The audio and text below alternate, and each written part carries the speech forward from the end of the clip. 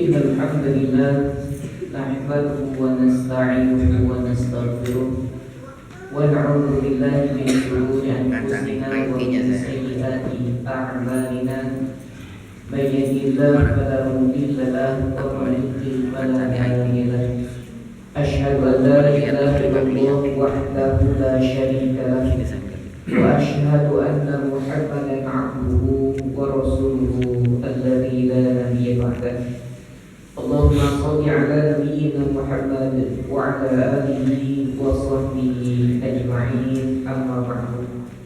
Para hadirin jamaah sekalian yang sama-sama mengharap Allah serta menghadiri Allah Subhanahu wa taala.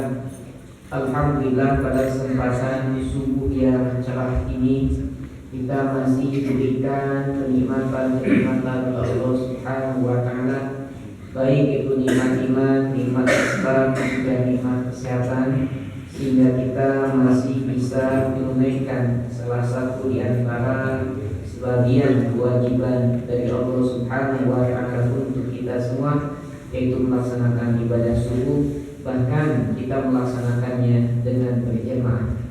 Salawat serta salam semoga terus tercurah limpahkan kepada Nabi kita Nabi Muhammad sallallahu alaihi wasallam beserta keluarganya, sahabatnya, dan juga kita semua selaku umatnya. Para hadirin rahimakumullah, kita lanjutkan pembahasan yang sebelumnya kita bahas, masih terkait dengan hamdalah, bahwa saya ingin menekankan setiap ayat-ayat dalam Al-Quran begitu erat kaitannya, baik ayat per ayat, surat per surat. Maka hamdalah ini, alhamdulillahirabbil alamin, erat kaitannya dengan basmalah, bismillahirrahmanirrahim. Semakin kita tahu, semakin kita menyadari rahmat Allah yang Allah berikan kepada kita, maka semakin mendorong semangat kita untuk bersyukur. Salah satu di antara pintu gerbang syukur adalah ungkapan alhamdulillah. Baik. Yang berikutnya, kalau kita gali hamdalah dalam Al-Quran, di mana Allah Subhanahu wa taala mencantumkan alhamdulillah, di antaranya di Al-Quran surat Al-Isra ayat ke-111.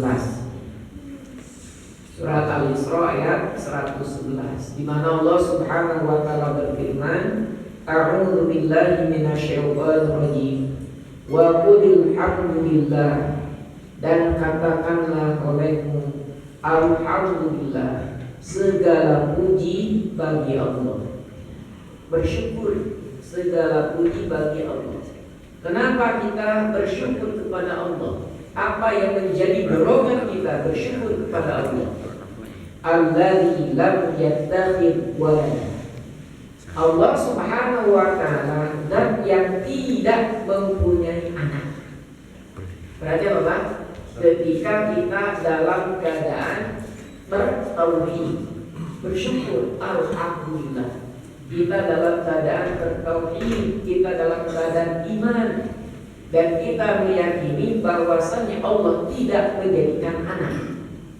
Bayangkanlah ya, bagaimana kalau Allah menjadikan anak, sibuk ngurusin anak kan gitu. Makanya Allah tidak mempunyai anak, Allah disebutkan dengan anak.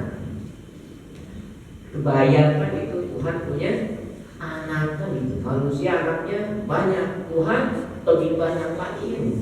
Alhamdulillah, segala puji bagi Allah yang tidak, sekali lagi, yang tidak menjadikan anak, tidak mempunyai anak.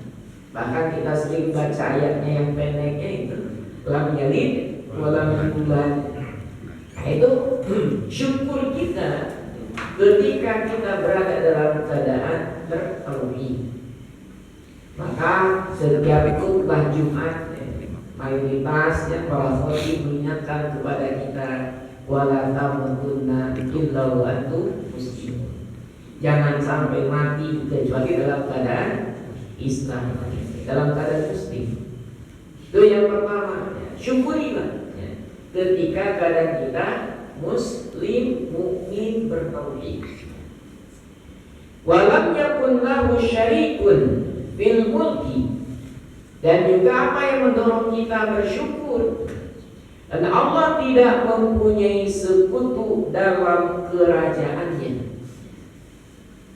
Maka tidak ada tuh ya Allah bersekutu dengan apapun, Allah bersekutu dengan siapapun. Allah Maha Kuasa. Kalau manusia, dia sebagai malik, sebagai raja, itu terbatas kekuasaannya. Walaupun nanti ada bentuk-bentuk negara itu kan, ada yang kerajaan, ada yang republik dan lain sebagainya. Kekuasaannya terbatas. Indonesia Republik, kekuasaannya Indonesia, nggak bisa ikut campur dengan kebijakan luar negeri ini. Nggak bisa ngatur-ngatur Amerika ini. Gak bisa ngatur-ngatur Cina, terbatas. Begitupun sebaliknya, orang gak bisa senatnya perlu ngatur negara lain. Tetapi Allah Subhanahu wa Ta'ala dalam kerajaannya tidak ada batasan. Begitu luar biasa kuasanya Allah Subhanahu wa Ta'ala. Walam yakun lahu waliyun minadulli, dan dia bukan pula hina yang memerlukan penolong. Nah ini yang butuh pertolongan biasanya yang kuat atau yang lemah? Yang lemah, ia perlu ditolong. Maka Allah tidak butuh penolong. Allah tidak lemah, Allah tidak hina, Allah maha kuat. Allah lah yang akan menolong hamba-hambanya yang membutuhkan pertolongan. Maka Allah senang ketika hamba-hambanya banyak berdoa. Doa itu kan minta. Maka ketika kita menjadi hamba Allah, senang berdoa, senang meminta kepada Allah, maka Allah pun senang lah. Nah di sini bedanya kan itu. Kalau manusia diminta terus lah, kira-kira senang atau kesel lah? Senang atau kesel? Jangankan diminta oleh orang lain Pak, diminta oleh anak sendiri Pak. Kalau keseringan, senang atau kesel? Senang. Dek, senang minta nggak Dek? Tiap hari. Mau berangkat sekolah, ya Pak, buat jajan dong. Kasih Pak. 9:30 istirahat, pulang lagi ke rumah itu. Minta jajan lagi, masih dikasih Pak? Nah yang kedua gitu ya. Entar pada dulu pulang sekolah balik lagi minta uang lagi. Entar asar balik lagi minta uang lagi.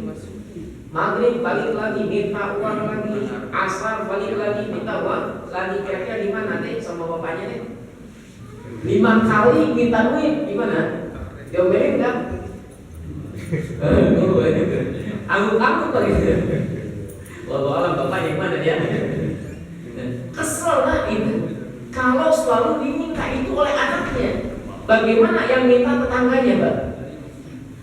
Bagaimana yang mintanya orang lain? Tambah kesel. Tetapi Allah Subhanahu wa Ta'ala karena keagungannya, Allah akan senantiasa senang ketika hamba-hambanya senantiasa meminta dan meminta kepadanya.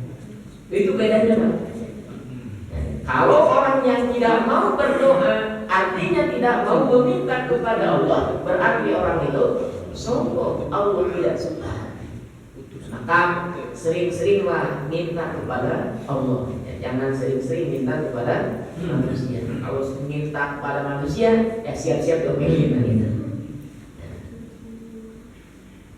Wa kabbirhu takbira, dan agungkanlah dia, dan agungkanlah Allah dengan pengagungan yang sebesar-besarnya.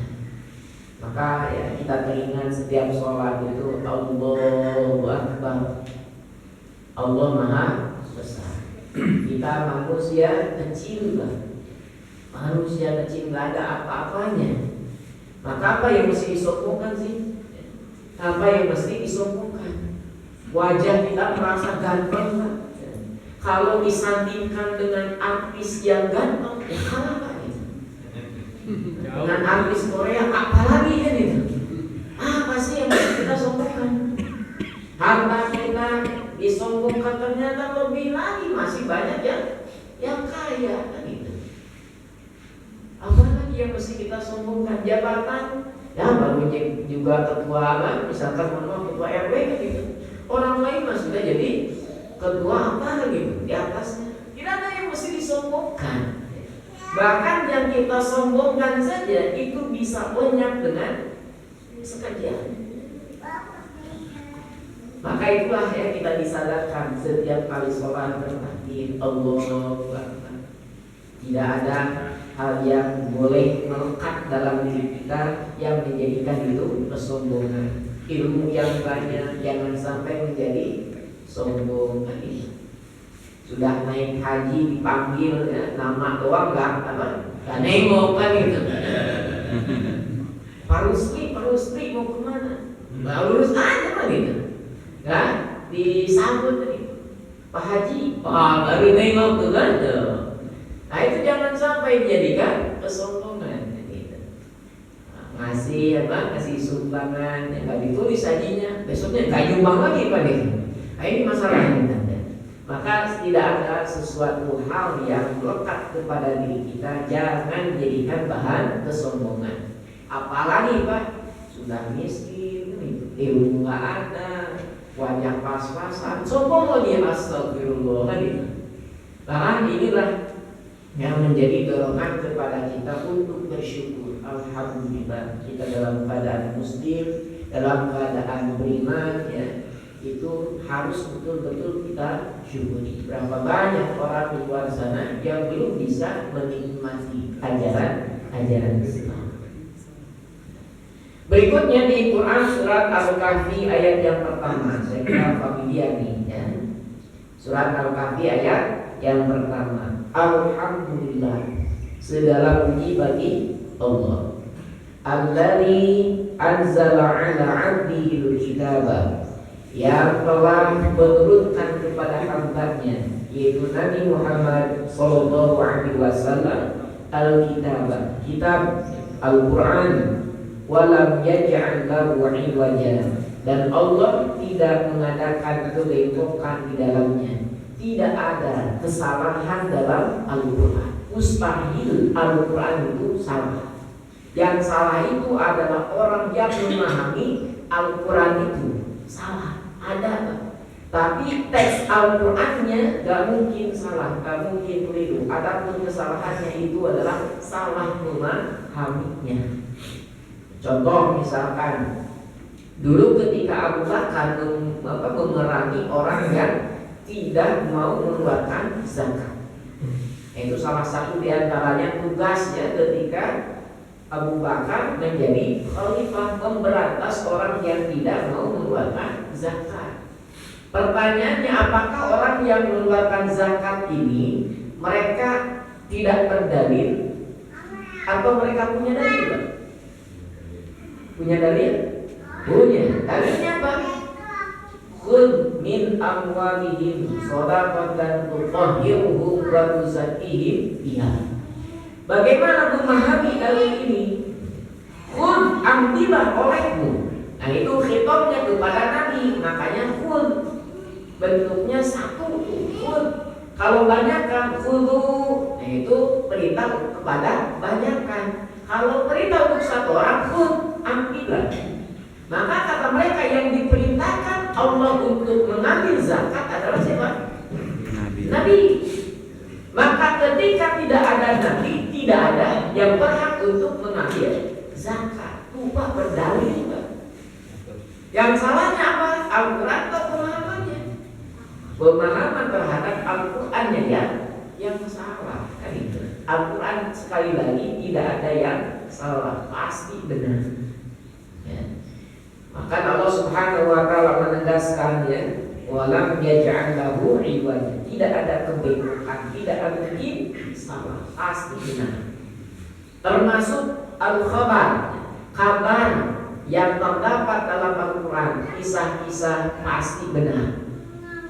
Maka kalau dalam ilmu balaghah dikatakan khobar itu yahtamilu sidqa wal kadhib. Yang namanya khobar kalau di kita jadi kabar, bahasa Arab tuh. Kabar itu jadi khobar. Kabar itu bisa mengandung kebenaran, bisa mengandung kebohongan. Namanya kabar. Maka WhatsApp kita kan ada berita-berita masuk ke WhatsApp, apakah semuanya benar? Tidak mungkin. Maka ada dua kemungkinan, satu benar, satu bohong, dusta. Kalau bahasa kita hari ini hoax. Pertanyaannya, apakah dalam Al-Quran ada hoax? Enggak mungkin. Tidak mungkin berita dalam Al-Quran itu hoax ya. Bohong, dusta, salah, enggak mungkin, pasti benar. Maka dengan diturunkannya Al-Quran kepada Nabi Muhammad SAW, seharusnya ini menjadi pendorong bagi kita untuk bersyukur. Alhamdulillah Allah turunkan Al-Quran. Terutama nanti terkait dengan hal-hal yang berkaitan erat dengan Al-Quran. Alhamdulillah ya, kita iman terhadap Al-Quran, bersyukur tuh. Bahkan termasuk bagian rukun iman. Kemudian kita bisa membaca Al-Quran, alhamdulillah, syukurillah. Berapa banyak orang yang kategorinya itu masih KTP-nya Islam, mohon maaf, masih banyak yang belum bisa baca Al-Quran. Kita bisa baca Al-Quran, alhamdulillah, sering-sering baca. Maka inilah menjadi dorongan kepada kita untuk bersyukur ketika kita bisa baca Al-Quran. Senang kita. Kemudian bagaimana kalau belum bisa baca Al-Quran? Yuk sama-sama mari belajar Al-Quran. Masya Allah, di sebelah kita sudah ada tempatnya kan gitu, PPI-nya luar biasa. Tinggal bagaimana kemauan kita untuk mempelajari Al-Quran. Bahkan sebagian mindsetnya di kita, kenapa tidak mau belajar Al-Quran? Kenapa Pak? Susah. Kalau susah masih mending Pak ya. Malu gitu. Masih mending saya kira. Yang agak susah dirubah ini takut dosa. Takut dosa. Kok bisa? Kalau salah bacanya, kalau benar salah. Kalau benar identik dengan pahala, kalau salah identik dengan dosa. Maka ketika baca Al-Quran bacanya salah, dapat pahala, dapat dosa? Pahala. Nah, sebagian orang mindsetnya takut salah kan, kalau salah berarti dosa kan gitu. Kalau salah takut berarti dosa. Nah, ini yang menjadikan orang nggak mau belajar Al-Quran, nggak mau baca Al-Quran, takut salah, entar dosa. Itu kesana larinya Pak. Sehingga ya nggak jadi belajar Qurannya. Kalau susah ya harus diperjuangkan. Al-ujratu bi qadri masyaqqah. Bahwa pahala itu tergantung tingkat kesulitannya. Semakin sulit, semakin besar pahalanya kan itu. Dorongan tadi itu. Kalau mau, jangan malu, ini belajar. Yang penting jangan malu-maluin kan itu. Maka disinilah sangat penting kan itu. Bagaimana kita mensyukuri adanya Al-Quran ini dengan kita baca Al-Quran. Ya. Kemudian setelah baca Al-Quran kita mengkaji isi Al-Quran kan itu. Al-Quran dengan bahasa Arab. Kita masih belum bisa bahasa Arabnya, baca terjemahnya Pak. Alhamdulillah kan hari ini ada terjemahnya. Kalau zaman dulu Pak, wah ini lebih parah lagi ini tuh. Nggak ada harokatnya Pak, nggak ada titiknya. Kira-kira bisa baca Pak?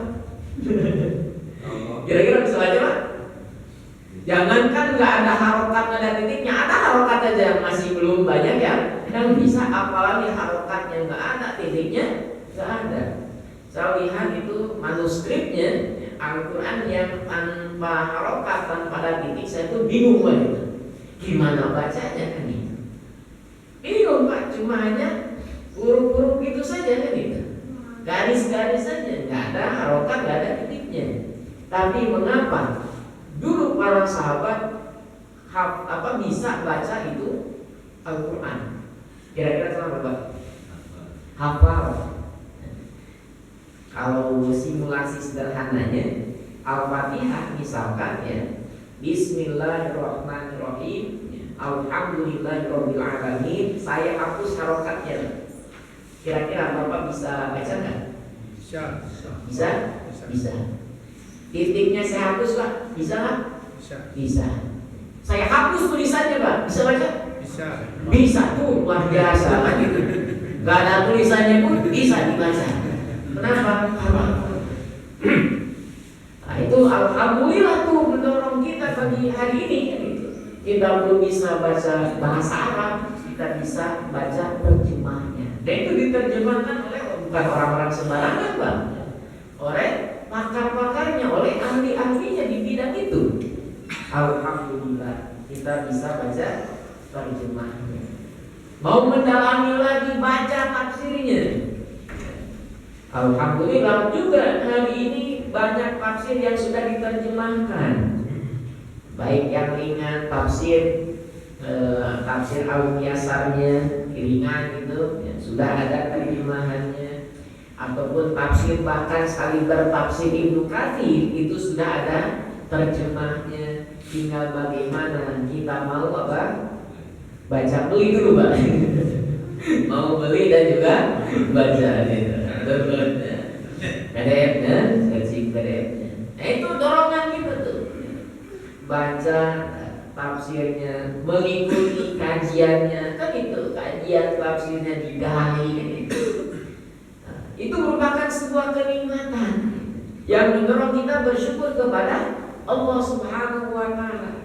Bahkan ketika pengajian kajian tafsir Al-Quran ini, saking nikmatnya, kebablasan nikmatnya Bang, sampai ketiduran. Saking nikmatnya itu, kebablasan sampai ketiduran.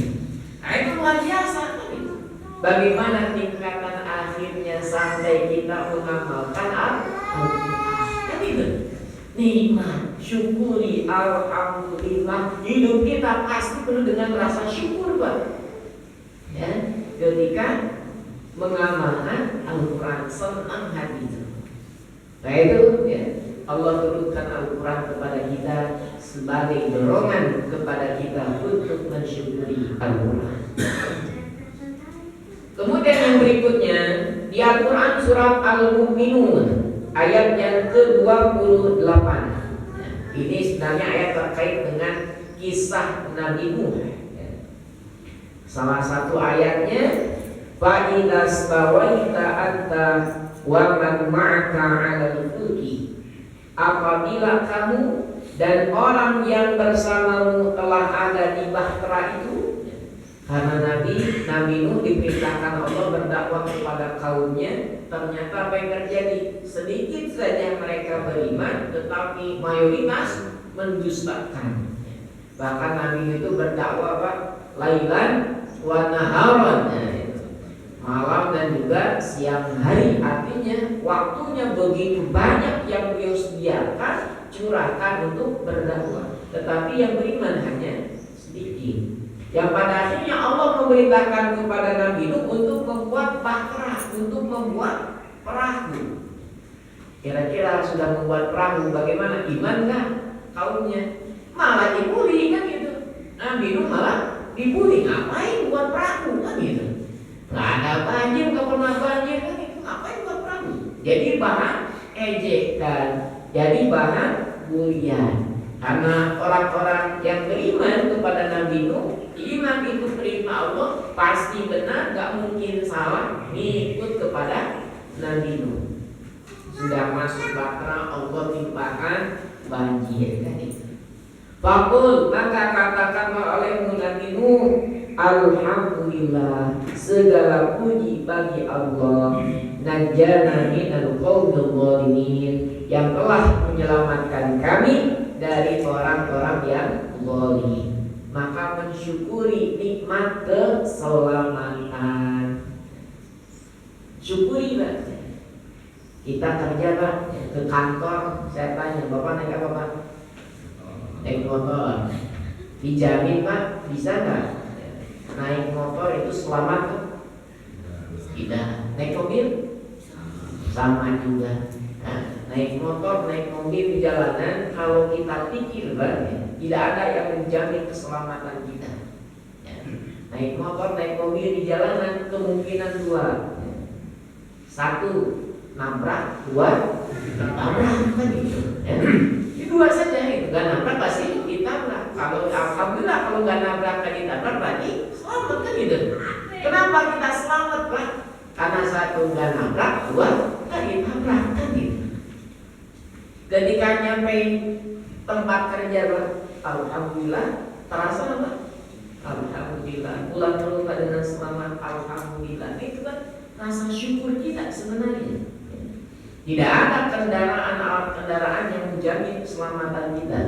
Konon katanya alat transportasi yang paling aman itu apa? Kereta. Tetap saja kembali kan gitu ya. Apalagi kapal terbang bisa kan gitu. Tidak ada yang menjamin kan? Tidak ada yang menjamin keselamatan kita. Maka ketika kita selamat sampai tujuan, disitulah mendorong rasa syukur kita kepada Allah Subhanahu wa Ta'ala. Nabi Nuh Allah selamatkan dari banjir bandang katakanlah kan itu. Itu yang mendorong Nabi Nuh untuk bersyukur. Bahkan diperintahkan, kul katakanlah alhamdulillah, segala puji bagi Allah. Nah tinggal sejauh mana nih ya, kita senantiasa bersyukur kan gitu. Mensyukuri nikmat Allah, alhamdulillah. Punya motor, syukur atau kesel Pak? Syukur Pak. Syukur, alhamdulillah saya punya motor. Punya motor itu enak Pak. Kenapa? Ketika panas tidak kehujanan, ketika hujan tidak kepanasan. Alhamdulillah, syukur Pak gitu. Kenapa orang yang punya motor masih kesal Pak? Karena mikirnya kenikmatan orang lain. Oh itu punya mobil kan gitu. Punya mobil dan lain sebagainya. Mikirin nikmat orang lain Pak. Sehingga nikmat yang diperoleh oleh dirinya seolah-olah tidak ada hilang. Kesal jadinya. Maka bagaimana cara mensyukuri nikmat itu kata Nabi Pak? Undur ila man huwa asfala minkum. Lihat orang yang ada di bawah kalian. Punya mobil, bersyukur kan itu. Alhamdulillah. Bagaimana? Ketika hujan tidak hujanan, ketika panas tidak kepanasan. Beda dikit ya. Beda dikit. Beda dikit dengan yang punya motor kan. Ini mobil nggak punya, motor nggak punya, punyanya hanya sepeda. Gimana Pak? Alhamdulillah kan itu saya punya sepeda, gak usah ngantri BBM, ya? Gak usah ngantri di pom bensin. Pernah Pak lihat Pak? Yang sepeda ngantri pom bensin Pak? Isi BBM? Nggak ada gitu. Yang motor macetnya panjang ngantrinya, sudah ngantri bayar lagi kan itu. Orang yang punya sepeda, alhamdulillah kan itu. Paling cuma air habur apa? Sayur asem doang kan gitu ya. Buat makan, ngerti juga tuh ya. Ya. Dan itu mensyukuri nikmat, mensyukuri keselamatan apapun itu. Ketika sudah punya apa? Mobil, Allah tambahkan lagi rezekinya. Punya pesawat pribadi. Masya Allah, alhamdulillah ya. Punya pesawat pribadi, gak usah macetan, langsung nyampe. Cuma masalahnya gimana parkirnya Pak?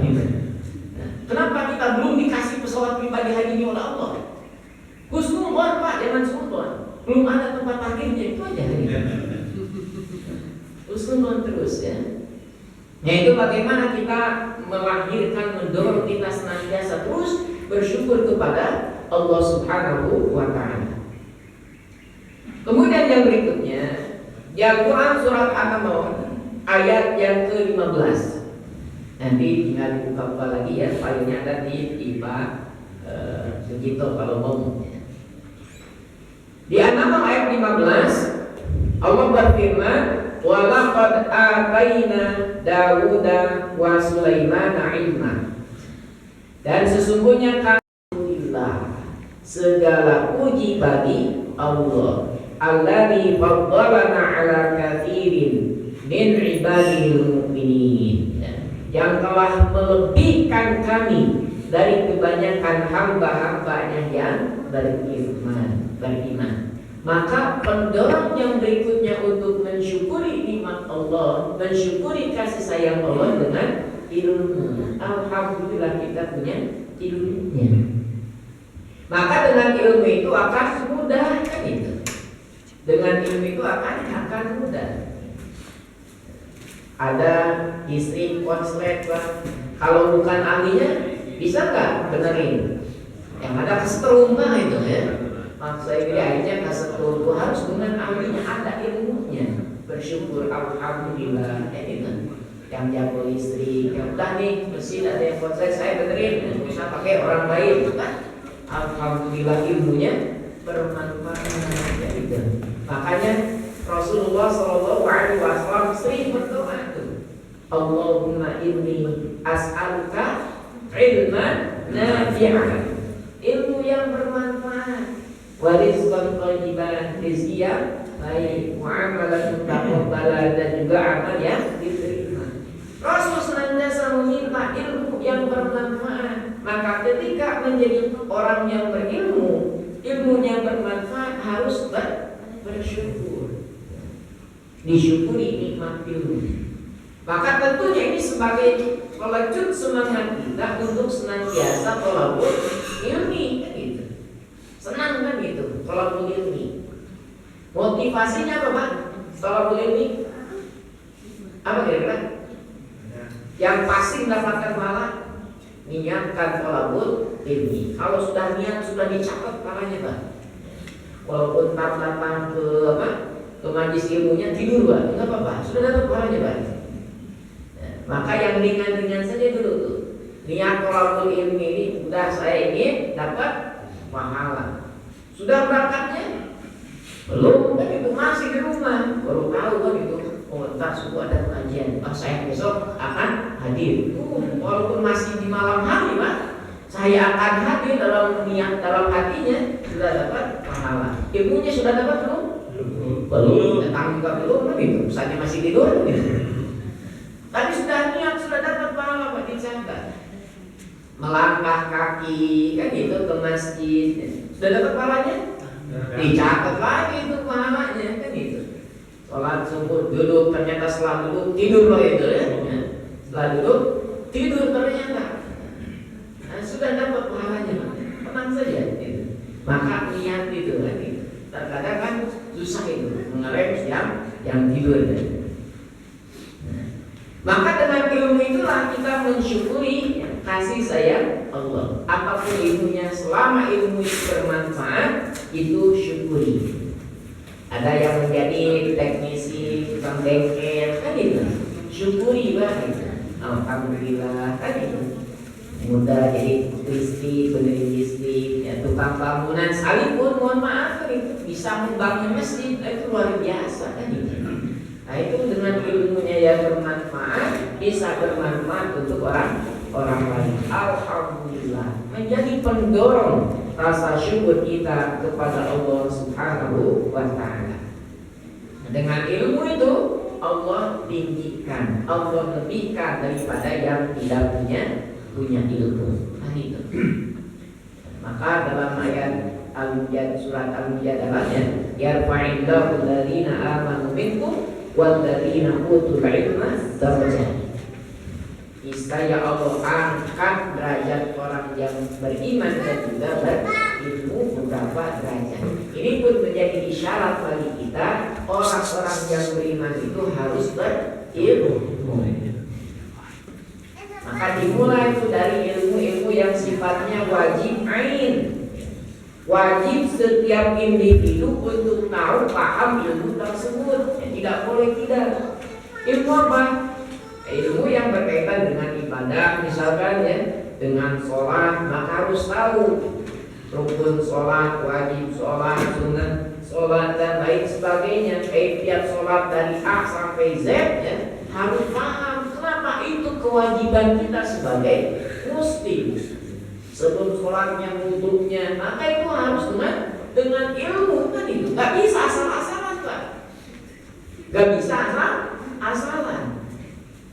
Takbiratul ihram itu kan sambil mengangkat tangan kan itu. Allahu Akbar sambil mengangkat tangan. Ada takbirnya segini Pak. Allahu Akbar. Saya tanya Pak, gini ngangkat tangan bukan? Sekali lagi, konsentrasi musik lagi nih.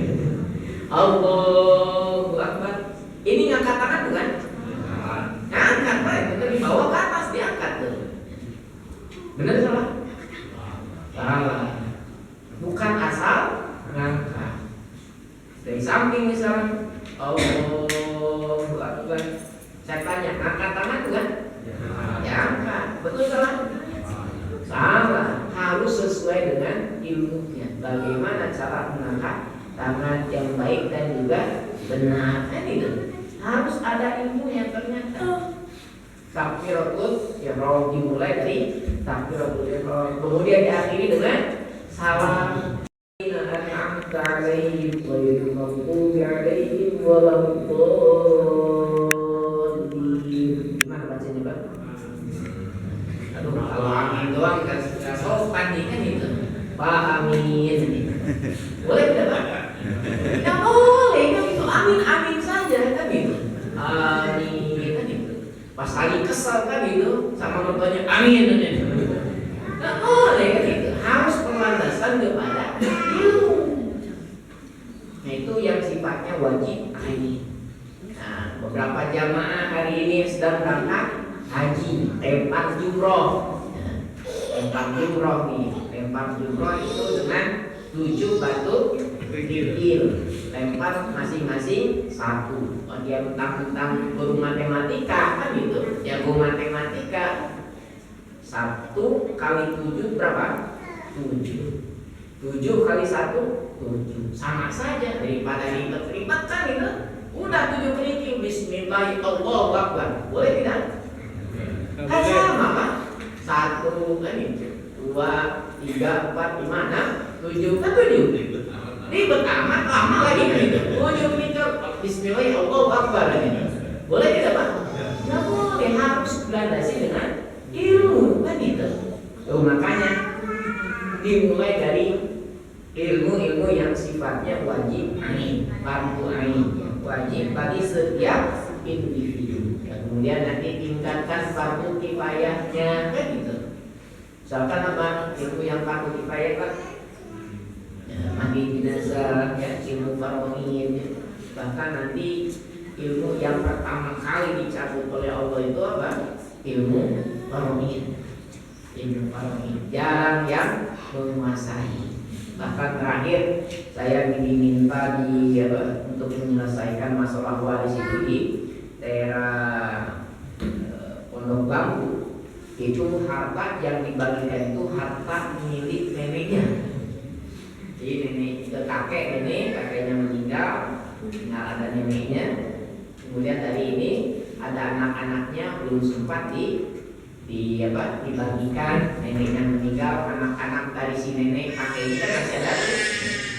Kemudian meninggal semua ini anak-anaknya. Nah ini cucu-cucunya baru mengumpul-ngumpul untuk bagaimana ini warisan bagi ini.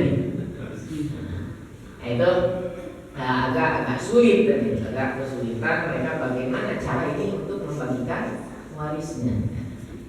Itu fardu kifayahnya kan itu harus ada tuh. Mandiin jenazah kan itu fardu kifayah, tidak mesti wajib ain. Maka dengan ilmu itu ya harus mendorong kita senantiasa bersyukur kepada Allah Subhanahu wa Ta'ala. Alhamdulillah. Kemudian di surat An-Naml ayat 59. Di Quran surat An-Naml ayat 59, Qul alhamdulillah wa salamun ala 'abdihi allazi nastafa. Katakanlah segala puji bagi Allah dan kesejahteraan atas hamba-hambanya yang dipilihnya. Tentu yang dipilih oleh Allah ini orang-orang yang terbaik, orang-orang yang jelek, Pak. Baik. Kalau lafadznya istofa, kata sofiyun itu artinya jernih, berarti identik dengan kebaikan. Orang yang dipilih oleh Allah Subhanahu wa Ta'ala pasti orang yang baik. Mengapa Nabi Muhammad SAW disebut al-Mustafa? Karena orang Nabi pilihannya yang terbaik ini, istofa, memilih ya. Allah Subhanahu wa Ta'ala memilih di antara hamba-hambanya menjadi manusia-manusia pilihan. Dan hari ini kita termasuk yang dipilih oleh Allah untuk bisa sholat subuh berjamaah, untuk bisa ngaji bareng, bahkan nanti sarapan bersama. Lengkap gitu. Makanan rohaninya dapat, makanan jasmaninya pun dapatnya gitu. Alhamdulillah, bersyukur kita, bersyukur alhamdulillah kan itu. Mungkin hari ini nasi uduk ketika terus bersyukur, Pak, ya bisa jadi sama ada ayam yang lain kan gitu. Nasi kebuli kan itu tuh. Yang penting syukuri dulu aja, Pak. Ya. Mudah-mudahan nanti ada nasi kebuli. Kalau saya misinya ya. Nah itu kan bersyukur tuh kan. Bagaimana kita menjadi manusia-manusia pilihan, diberikan kebaikan oleh Allah Subhanahu wa Ta'ala, maka kita wajib untuk mensyukuri tersebut.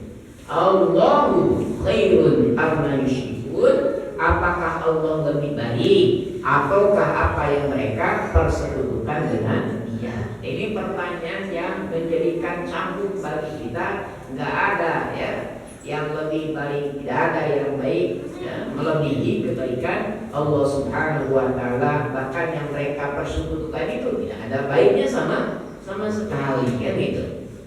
Nah maka sekali lagi di ujungnya berkaitan dengan ketauhidan. Maka ketika menjadi hamba yang bertauhid, pada ikatnya kita menjadi hamba pilihan Allah Subhanahu wa Ta'ala. Bersyukur, alhamdulillah kita berada dalam ketauhidan. Mudah-mudahan kita mampu menjaga ketauhidan ini sampai akhir hayat kita, menjadi husnul khotimah. Baik, kemudian di Quran surat An-Naml ayat 93. Di Quran surat An-Naml ayat 93, Allah Subhanahu wa Ta'ala berfirman, wa qulil hamdulillah, dan katakanlah alhamdulillah, segala puji bagi Allah, sayurikum ayatihi, Dia akan memperlihatkan kepadamu tanda-tanda kebesarannya, fata'rifunaha, maka kamu pun mengetahuinya. Tanda-tanda kekuasaan Allah ya, banyak sekali. Zaman Nabi diberikan mukjizat sebagai bentuk salah satu ciri bahwa Nabi ini benar-benar Nabi, bukan asal ngaku Nabi.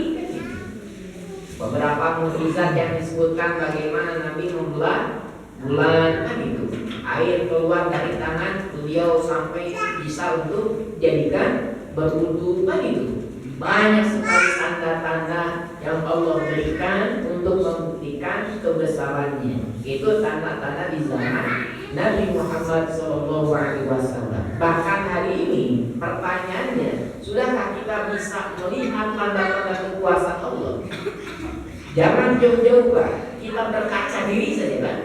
Kira-kira sudahkah kita melihat bagaimana tanda-tanda kekuasaan Allah yang ada dalam diri kita? Coba kita ngaca ya. Di sini kan ada rambut kan gitu. Rambut kepala ini alis, dan ini kumis, ini janggut, sama kan dulu kan gitu. Sama rambut, alis, kumis dan juga janggut.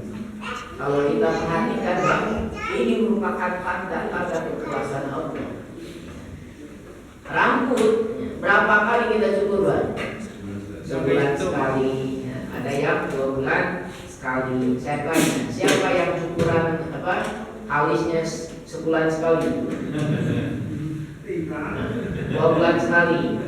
Atau belum pernah sama sekali?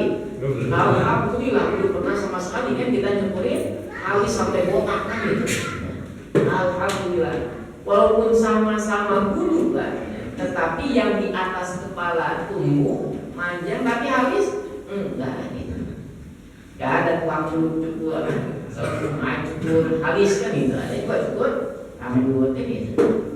Kumis kan gitu dengan janggutnya laki-laki ada, janggutnya perempuan ada gitu Pak? Gak ada. Kenapa sih yang diri janggut itu laki-laki perempuan tidak? Kenapa Pak? Itu merupakan tanda kekuasaan Allah kan? Coba lihatnya ibu-ibu ketika menyusui anaknya, coba lihat tangan anak. Settingan dari Allah Subhanahu wa Ta'ala begitu luar biasa untuk menunjukkan tanda-tanda kekuasaan Allah Subhanahu wa Ta'ala. Ada ceritanya seorang yang berjalan kemudian melihat pohon beringin. Kok pohon beringin ini buahnya kecil-kecil ya, bahkan nggak besar-besar pohon beringin itu. Lihat sebelahnya lagi, kok ini pohon durian, pohonnya krempeng, itu daunnya jarak, tapi buahnya besar. Kayaknya Allah ini salah settingnya gitu. Pada akhirnya kemudian dia karena di bawah pohon beringin itu ada tukang esnya loh kan, dalam waktu siang hari panas terik enak kan, jajan es cendol di terik matahari di bawah pohon beringin sambil makan cendol, ternyata buahnya Pak jatuh Pak kena kepala. Baru dia bersyukur, Alhamdulillah saya berteduhnya di pohon beringin. Coba kalau saya berteduhnya di bawah pohon durian, apa yang terjadi? Kepalanya hancur gitu. Oh bersyukur, itu ternyata kuasanya Allah Subhanahu wa Ta'ala. Gak berani orang berteduh di bawah pohon durian, apalagi duriannya sedang berbuah gitu kan gitu. Macam-macam kepala hancur kan gitu. Alhamdulillah ternyata banyak sebenarnya kalau kita mau renungi melihat tanda-tanda kekuasaan Allah yang ada di sekitar kita semua. Wa ma rabbuka bighafilin amma ta'malun, dan Tuhanmu tidak lalai dari apa yang kamu kerjakan. Maka tanda-tanda kekuasaan Allah yang ada di sekitar kita, maka jadikan bahan sebagai renungan bagi kita semua untuk menikmati, menyadari begitu luar biasanya kuasanya Allah Subhanahu wa Ta'ala, sehingga mendorong diri kita menjadi hamba-hambanya yang bersyukur. Baik, satu poin lagi saja. Di Quran surat Al-Ankabut ayat yang ke-63. Surat Al-Ankabut ayat 63. Allah berfirman, "Wala in sa'altahum man nazzala minas sama'i ma'a." Dan sesungguhnya jika kamu menanyakan kepada mereka, siapakah yang menurunkan air hujan dari langit, wa'ahya bihil arda ba'da mautiha, dan juga menghidupkan dengan air hujan tersebut bumi setelah matinya. Kira-kira siapa yang menurunkan air hujan? Tanyakan kepada mereka, kepada orang-orang kafir Quraisy. Jawabannya apa? La yaqulunna Allah. Mereka pasti benar-benar menjawab yang menurunkan air hujan dari langit itu adalah Allah. Orang-orang kafir Quraisy Pak yakin nggak, tahu bahwa yang menurunkan air hujan itu adalah Allah. Alhamdulillah, katakanlah alhamdulillah. Ketika Allah menurunkan air hujan, alhamdulillah. Makanya Nabi mendorong kita untuk berdoa ketika hujan turun, Allahumma shayyiban nafi'an. Ya Allah, mudah-mudahan Kau jadikan air hujan yang turun ini menjadi bermanfaat. Ketika hujan yang ditahan Pak nggak turun-turun, bagaimana? Kelayapan kita kan? Air habis kan itu, kekurangan, saking kurangnya air harus beli kan itu sampai kekeringan, ladang, sawah kering semuanya. Rasa ketika Allah tahan air hujan. Kalau kelamaan, kita ya menjadikan kesusahan, kemudaratan. Maka Nabi menganjurkan sholat istisqa. Sholat minta diturunkan air hujan itu. Maka dengan turunnya air hujan itu merupakan sebuah kenikmatan gitu. Nikmat bagi siapa? Tukang bakso atau tukang es? Tukang bakso. Tukang bakso, tukang es? Bakso. Tukang bakso. Kalau tukang es? Nah ini ujian bagi tukang es itu. Orang katanya Pak ada 2 orang yang bersahabat, satu tukang bakso, satu tukang es. Tukang bakso itu ketika malam-malam berdoanya Pak, ya Allah turunkanlah hujan, ya Allah turunkanlah hujan. Tukang es, ya Allah jangan dengerin doa dia ya Allah kan. Tetapi hujan kan itu. Berantem juga tukang bakso dan juga tukang es kan itu. Maka ketika Allah turunkan hujan itu, ternyata hujan itu sebagai rahmat dari Allah Subhanahu wa Ta'ala bagi kita semua. Kadang kita manusia ada masalah kan? Ketika dikasih kemarau, inginnya musim hujan. Ketika musim hujan, inginnya kemarau. Nah itu manusia tuh kan? Manusia. Maka ketika sekali lagi Allah turunkan hujan dari langit, ketika melihat rintikan hujan berapa banyak hujan yang Allah turunkan airnya, ya, kita bersyukur. Kaitkan dengan nikmat Allah. Nikmat Allah itu kurang lebihnya seperti hujan, tidak bisa dihitung. Berapa tetes hujan yang turun ke bumi? Ada yang pernah hitung? Nggak ada gitu. Berarti sama ya. Nikmat Allah yang Allah berikan kepada kita juga itu tidak akan pernah terhitung. Bahkan Allah Subhanahu wa Ta'ala menegaskan, wa in ta'uddu ni'matallahi la tuhsuha. Kalau kalian menghitung nikmat-nikmat Allah itu tidak akan pernah terhitung. Saking banyaknya nikmat Allah yang Allah berikan kepada kita semua. Maka itulah yang menjadi mendorong kita untuk senantiasa bersyukur kepada Allah Subhanahu wa Ta'ala. Tukang es buahnya pada akhirnya harus bersyukur, alhamdulillah ya, Allah turunkan hujan. Kalau Allah nggak turunkan hujan, kira-kira bisa nggak dia buat es? Bisa nggak dia buat es gitu? Nah itu yang sangat luar biasa ya. Kemudian Allah Subhanahu wa Ta'ala tutup dengan kata baru la ya'qilun. Tetapi kebanyakan mereka tidak memahaminya. Tugas bagi kita bagaimana memahami ayat-ayat Allah, baik yang sifatnya ayat Qur'aniyah ataupun ayat kauniyah, supaya apa? Supaya iman kita terus bertambah, kemudian kita bisa mampu mensyukuri segala nikmat yang Allah berikan kepada kita semua, sehingga kita menjadi hamba-hamba Allah yang bersyukur.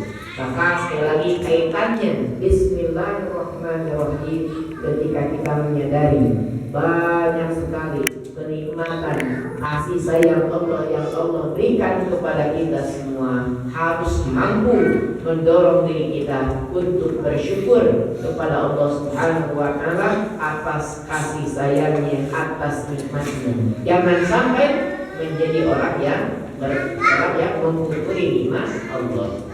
Kalau ada dua ya. Ada yang bersyukur, ada yang kufur ya. Tinggal kita memilih posisi yang mana, bersyukur atau kufur. Bagaimana Pak? Pilih yang mana? Syukur atau kufur? Nah, syukur. Kita sepakat ya. Kita sepakat mensyukuri nikmat Allah Subhanahu wa Ta'ala. La in syakartum la azidannakum.